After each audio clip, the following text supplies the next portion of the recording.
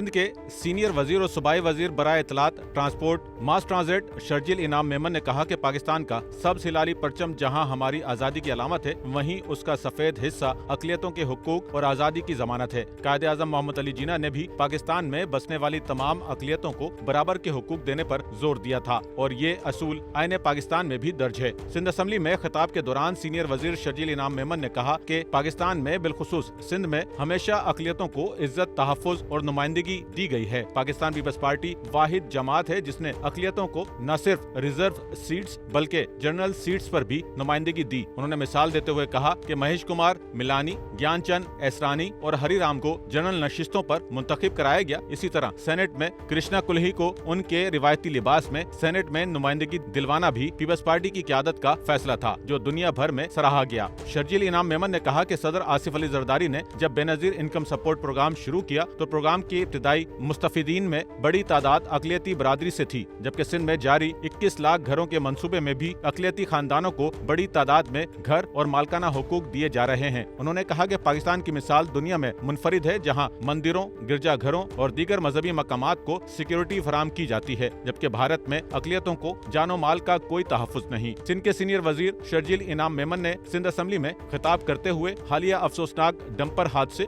और उसके बाद पेश आने वाले वाक़यात पर बात करते हुए कहा कि गुज़िश्ता रात 3 बजे एक शख्स अपनी मासूम बेटी और बेटे के साथ मोटरसाइकिल पर जा रहा था कि अचानक एक डंपर से उसकी टक्कर हो गई। इस दिलखराश हादसे में दोनों बच्चे मौके पर जाँ बहक हो गए, जबकि उनका वालिद शदीद जख्मी हुआ। उन्होंने कहा कि यह ऐसा हादसा है जिसकी जितनी मजम्मत की जाए कम है। हर साहिब औलाद और हर वो शख्स जो इंसानियत से मोहब्बत रखता है उस दुख को शिद्दत से महसूस करेगा। उन्होंने कहा कि हादसे के फौरन बाद पुलिस ने डंपर के ड्राइवर को गिरफ्तार कर लिया और गाड़ी को तहवील में ले लिया। शर्जील इनाम मेमन ने कहा कि ड्राइवर गिरफ्तार था, गाड़ी पुलिस के कब्जे में थी। इसके बावजूद चंद शरपसंद अनासिर जिनके बारे में वाज़े है कि वो दहशतगर्द जहन रखते हैं और तरबियत याफ्ता हैं, मौके पर पहुंचे और 7 मुख्तलिफ डंपर्स को आग लगा दी। ये अफराद मनसूबा बंदी के तहत शहर में खौफ व हिरास फैलाने और अमन व अमान को नुकसान पहुंचाने के लिए निकले थे। उन्होंने कहा कि ये वही पुराना तरीका है जिसके जरिए माजी में लिसानियत, भत्ताखोरी और बदमाशी की सियासत को फरोग दिया गया। हम वाजे कर देना चाहते हैं कि ये शहर बड़ी कुर्बानियों के बाद अमन में आया है और अब किसी कीमत पर हम इस अमन को खराब नहीं होने देंगे। शर्जील मेमन ने कहा कि इस वाक़े के बाद ट्रांसपोर्टर्स और डंपर मालकान से हंगामी मुज़ाकरात किए गए और स्टाम्प पेपर पर उनसे तहरीरी मुआहदा लिया गया। इस मुआहदे के तहत 25 तारीख के बाद सिर्फ वही डंपर शहर में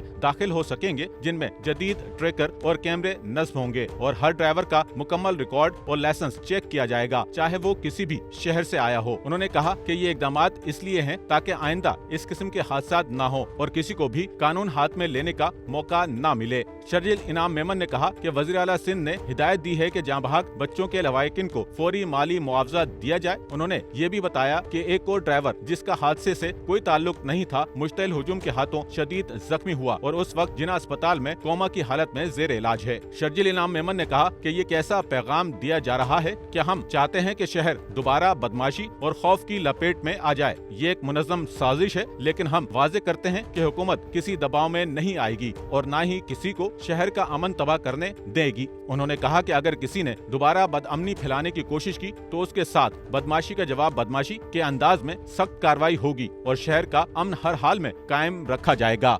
सच्चल न्यूज़ नेटवर्क की वीडियोस में खुशामदीद। नाजरीन, वीडियो से मुतालिक अपनी कीमती राय का इजहार कमेंट बॉक्स में ज़रूर करें और चैनल को सब्सक्राइब करें।